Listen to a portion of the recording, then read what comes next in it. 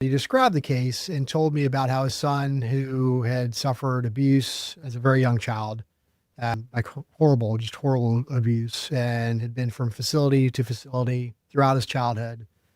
While he was at a psychiatric residential treatment facility, was physically abused, and described the abuse, and it was shocking enough to me at the time to agree to take on the case.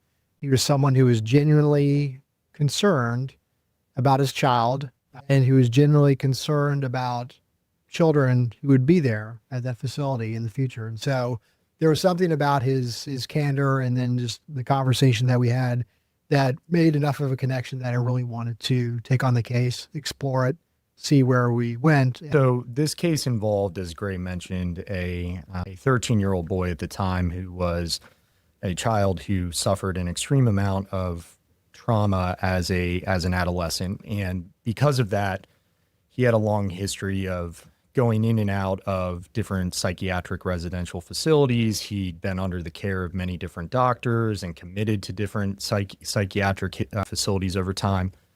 He had a number of behavioral problems because of that. And Grafton represented a facility that in many respects was kind of the last hope for our client. They promised a sanctuary to him, a place where they could protect him, and they promised healing, rehabilitation.